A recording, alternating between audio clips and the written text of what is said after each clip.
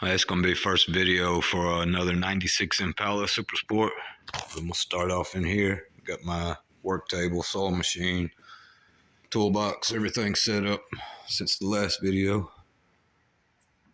So this corner is good. Ready to get to it. Still got to clean all that up. That does not go there. None of that goes there. And I'm going to get the convertible top onto the 71 Cutlass. Went ahead and stripped some more off. Got all the pop rivets out of the frame. Gonna paint the frame next. And I need to get the bolts and stuff straightened out that are missing on this. Yeah. Got his door panels in pieces. Broke down. I'll be cutting new boards for those. Let's get out here and look this 96 Impala over. This will be the first video for it. Like I just mentioned. She made it from a pretty far distance. It was icy and snowing when it was dropped off, so she's pretty nasty. Most of y'all that follow me know that I wash these up, clean them, and really show them some love as I'm working on the interior. Really go the extra mile. Let's just walk all the way around.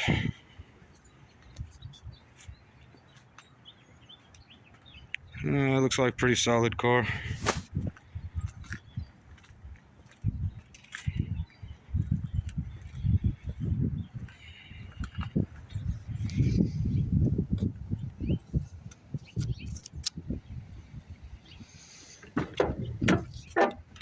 Alright.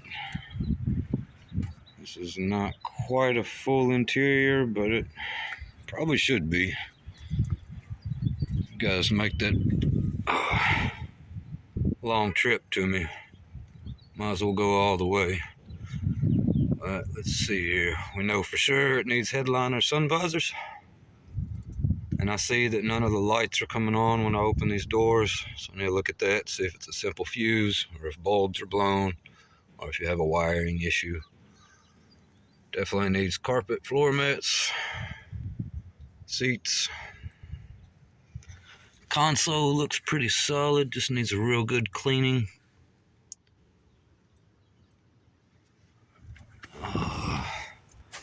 Dash is not busted up. We could clean that real good and give it a few coats of the sim paint, along with all the plastic trim. Speaking of plastic trim, you have one piece broke, busted here. Can mend that, or get a replacement part, either or. It's freezing out here.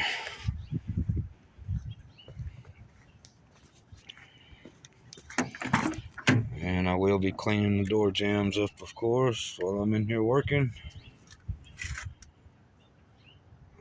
The owner of this car, for some reason, has mentioned sending door panels off to someone else. And I can't quite grasp why, besides mentioning this other person supposedly puts the lettering back, which no big deal. I do save the lettering here when I do them. So only lettering that you lose with me is on this trim piece here. So I would say worst case, send this part by itself to this guy you're speaking about. Couple broken switches there. Thank goodness the seat electric works, so I can get to the bolts to unbolt them, because that can be a real headache if the electric doesn't work. Steering wheel's very rough. I can do the best I can with it, sand that down, paint it, or there's a guy that rewraps these. Could send it off to worst case. And the car's really not that bad. I should really Really needs my touch all the way around though. A lot of this stuff's faded. All plastic. Those are faded real bad. They always do though in the sun. The rear deck would probably clean up just fine. So even when I do these, all that carpet, the rear deck, the lower parts of the door panels, the lower half of the console, that stuff usually cleans up really nice. At least the door panels and console. Sometimes I do have to recover this back deck.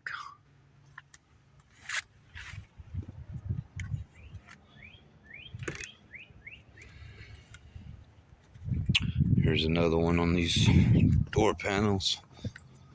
I've showed this a few times in the past. This stuff starts fraying. And this is a real pain to remove this carpet. Like, it's very difficult. It's adhered on there very well. When I wash and clean these up, spray them down, scrub them, I literally take hair clippers and shave all that off nice and even. And it comes out real smooth. Looks like this again. It makes a big difference, the little things. It's always the little things that make a difference. You guys know. Same thing on these trim pieces. They have like a rubbery coating on them. And I soak them in alcohol scrub them for hours at a time. I spend hours overall refinishing just these black trim pieces.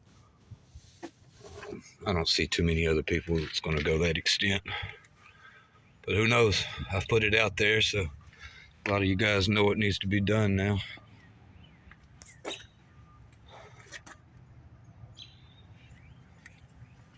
Back seat almost looks solid, except for the leather's shrunk. Threads busted. Got a couple little rips. It's crunchy. Yeah, she rips just by pushing on her. She's sun dried. Definitely needs to be redone. There's no saving that.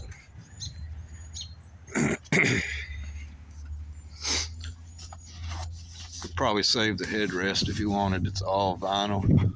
The embroidery looks good, but might as well redo it all, especially if you're doing the back. So I don't really see any reason for saving any of this. You could maybe get away with seat belts. You can save you about $300 on not doing the seat belts. All of them look pretty good. The driver's side has a little more wear than the rest. Not real bad.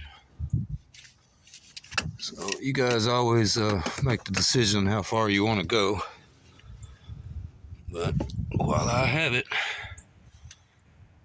might as well have me go as far as you want. This guy's mentioning wanting to change the double DIN relocation kit, but it's not quite a double DIN he's wanting. Still a single DIN radio that has a halo. I don't know, I'll have to look this radio up. I haven't looked it up to see what he's talking about. But he wants it up here because it hangs over. So down here it would hang over the heat and air switches, I guess. I might have to go back to my old camera. I'm still shaking on this thing. I'll try to hold it steady for you guys.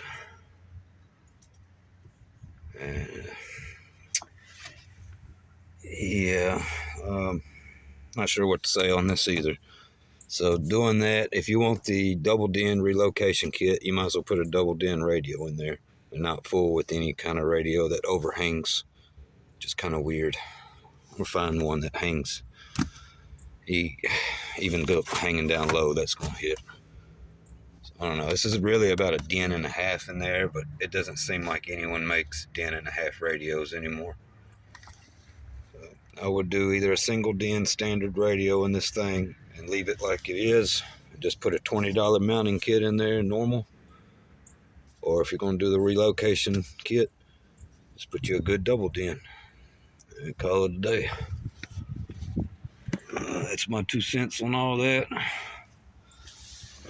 And when you guys come to me for a full interior, I don't mind going the extra mile of running power wire, speaker wire, RCAs, no extra charge. Dynamat, I'll lay the floor, I guess even the roof with Dynamat, no extra charge.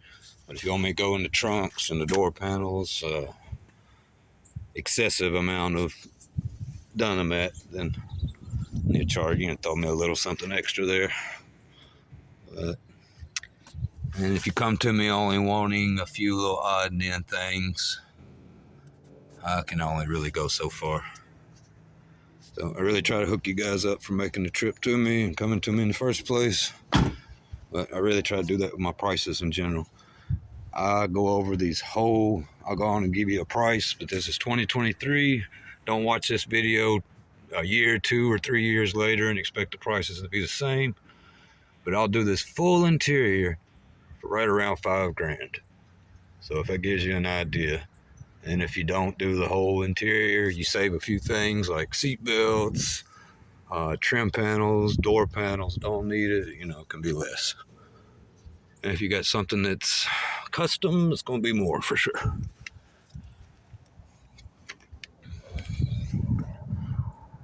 That piece is faded pretty bad there. If you send these off to someone else, I doubt they'll do the repairs I do on these cracks. Maybe they will. Who knows? I don't know if they'll use the same paint to match up colors for this plastic. I don't know if they're going to recover the top halves of these and use the same material. So, yeah, you call it. Just remember what I said. There she is. Go ahead and okay what we're doing on this. He's still kind of wondering if he wants to do suede headliner, if he wants to put a little black into it. So once we get all that locked in, get carpet, headliner, get all that stuff ordered, and start pulling all this interior out. And I'll come back and do a video of it broke down. Alright, it's freezing out here. It's about my limit on the video here. Thanks for watching. Be back soon. And I may be back on my other camera. This video shakes. I'm holding this phone solid as I can right there. Alright, anyways, peace. Thanks for watching.